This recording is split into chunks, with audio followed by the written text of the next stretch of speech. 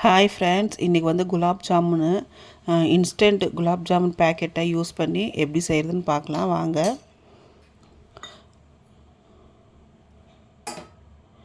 இப்போ அதுக்கு வந்து நான் எம்டிஆர் தான் எடுத்துருக்குறேன். நீங்கள் வேறு எந்த பிராண்ட் இருந்தாலும் எடுத்துக்கலாம். இப்போ இது கட் பண்ணி பவுலில் போட்டுக்கலாம். நான் ஒரு பேக்கெட் முழுசாக போட்டுக்கிறேன்.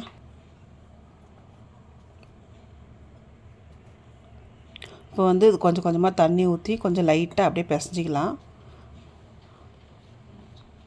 நல்லா கொஞ்சம் மெதுவாக பிசைஞ்சிக்கணும். இன்னும் கொஞ்சம் கூட தண்ணி ஊற்றிக்கலாம். இது வந்து சப்பாத்தி மாவு மாதிரி பிசையக்கூடாது, அதோட கொஞ்சம் லைட்டாக பிசையணும். நல்லா கொஞ்சம் குழன்னு இருக்கணும்.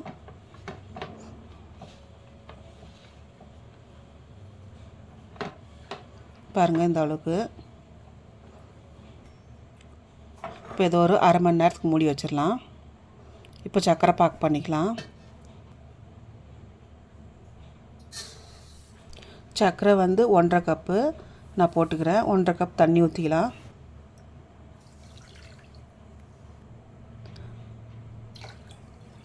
ஒன்றரை கப் தண்ணி ஊற்றி நல்லா மிக்ஸ் பண்ணி விட்டுக்கலாம். சர்க்கரைக்கு வந்து எந்த ஒரு இதுவும் தேவையில்லை, அந்த பதமும் தேவையில்லை, நல்லா குதிச்சா போதும்.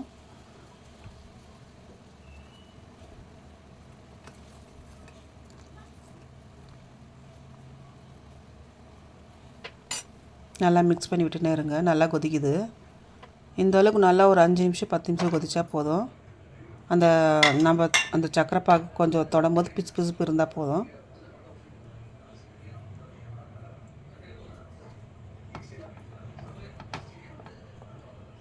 இப்போ ஏலக்காய் வந்து ஒரு 4 ஏலக்காய் தட்டி போட்டிருக்குறேன்.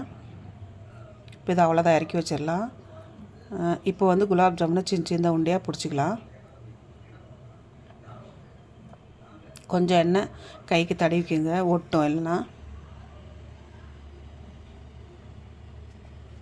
பாருங்கள், இது கொஞ்சம் கெட்டியாகவே ஆயிடுச்சு. நான் குழன்னு பிசைஞ்சு வச்சது நல்லா இந்த மாதிரி உள்ளங்கையில் வச்சு நல்லா ஒட்டிக்கங்க. நல்லா மெதுவாக ஒட்டிக்கங்க.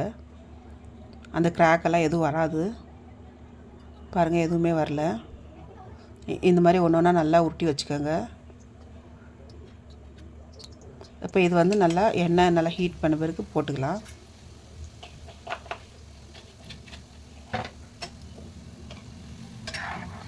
இப்போ ஒன்று ஒன்றா போட்டுக்கலாம்.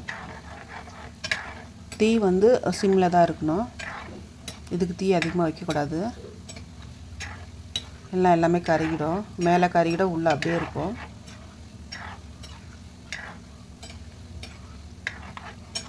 இது போட்ட உடனே கரண்டி வச்சு நல்லா லேசாக அந்த மாதிரி மிக்ஸ் பண்ணி விட்டுனே இருங்க. அப்போ தான் எல்லா பக்கம் நல்லா வேகும்.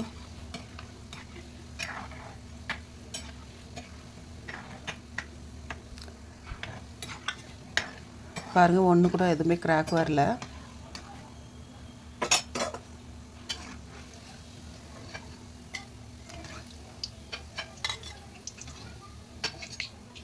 நல்லா மிக்ஸ் பண்ணி விட்டுனே இருங்க. பாருங்கள், இது ரெடி ஆயிடுச்சு. இப்போ இதை எடுத்து நம்ம சர்க்கரை பாக்குக்கு போட்டுக்க வேண்டியதுதான். பாருங்கள், எந்த இதுவும் இல்லாமல் நல்லா இதுவாக வந்திருக்குது.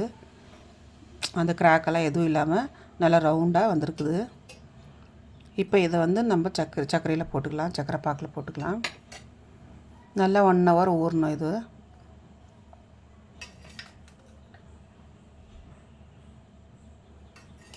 நீங்களும் இதை வீட்டில் ட்ரை பண்ணி பாருங்கள். அப்படியே என் சேனல் சப்ஸ்கிரைப் பண்ணலாம், சப்ஸ்கிரைப் பண்ணிக்கோங்க. நல்லா இது ஊறட்டும் ஜீராவில்.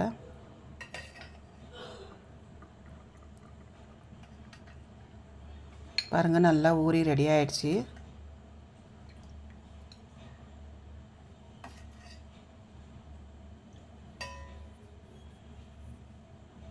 பவுலுக்கு மாற்றிக்கலாம்.